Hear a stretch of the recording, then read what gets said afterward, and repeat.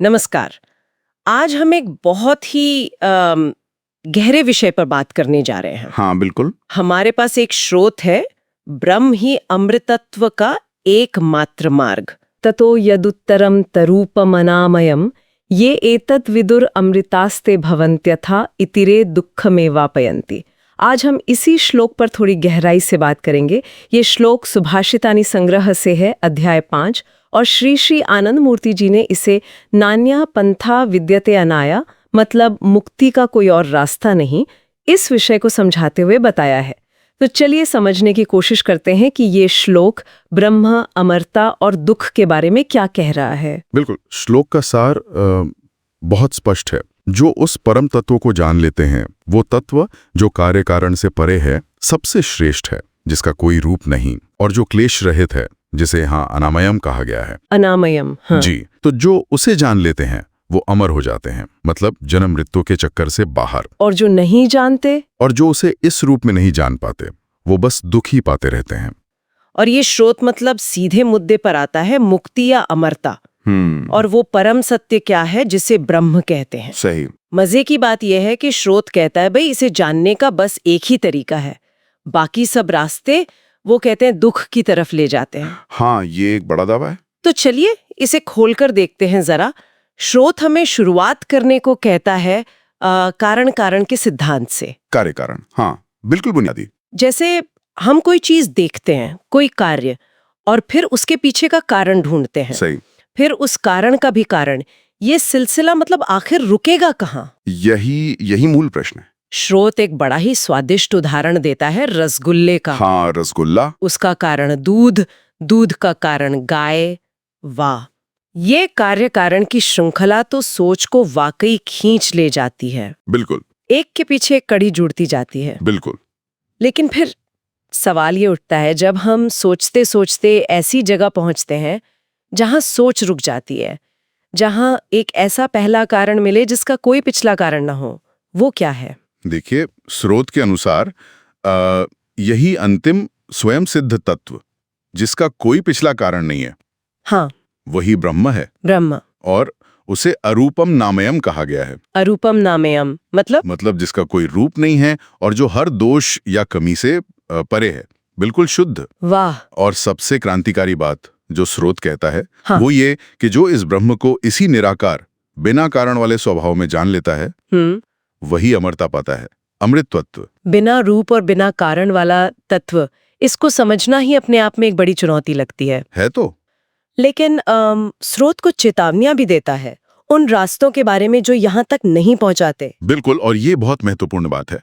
स्रोत इस पर जोर देता है अच्छा। कि जो लोग ब्रह्म को किसी सीमित दायरे में बांधने की कोशिश करते हैं, जैसे मान लीजिए मूर्ति पूजा से, या सिर्फ बाहरी स्तुति गान से, या फिर जाति वर्ण जैसे भेदों के आधार पर उसे समझने की कोशिश करते हैं। हाँ, जो बाहरी चीजें हैं। हाँ, वो असल में दुख के अंतहीन सागर में गोते लगाते रहते हैं। ओ। स्रोत इसे प्रवृत्ति मूलक साधना कहता है। प्रवृत्ति मूलक साधना? हाँ, मतलब ऐसी साधना जो बाहरी कर्मकांड या क्रियाओं पर ज्यादा टिकी है, और इसके नतीजे को वो भयावह बताता है। भयावह क्यों? क्योंकि ये तरीके उस तत्व को सीमित करने की कोशिश करते हैं जो अपने स्वभाव से ही असीम है। आप असीम को सीमित कैसे करेंगे? सही बात है, ये तो विरोधाभास हो गया। तो अगर मूर्तियां और स्तुति जैसे बाहरी तरीके ब्रह्म को सीमित करते हैं, तो स्रोत किस तरह के मतलब असीमित दृष्टिकोण या भीतरी अभ्यास का सुझाव देता है? सही रास्ता क्या है फिर? हाँ, तो स्रोत का तर्क है कि इसके लिए 3 आंतरिक गुण चाहिए, बहुत जरूरी। क्या है वो? श्रद्धा यानी गहरा विश्वास, आस्था, फिर एकाग्रता, मन का टिकाव, फोकस, और निष्ठा यानी पूरा समर्पण। श्रद्धा, एकाग्रता, निष्ठा। इन्हीं के जरिए वो कहते हैं कि त्रिविध क्लेशों से स्थायी छुटकारा मिलता है। त्रिविध क्लेश यानी 3 तरह के दुख। हाँ, आध्यात्मिक, आधिदैविक, आधिभौतिक, जो भी दुख हैं। स्रोत यहाँ अर्थ शब्द की भी बड़ी अच्छी व्याख्या करता है। अर्थ जैसे धन दौलत? नहीं, यहाँ अर्थ का मतलब है वो चीज जो तात्कालिक दुख दूर करे।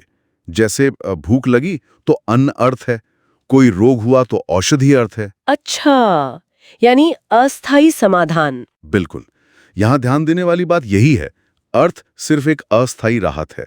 आज भूख मिटी, कल फिर लगेगी। सही।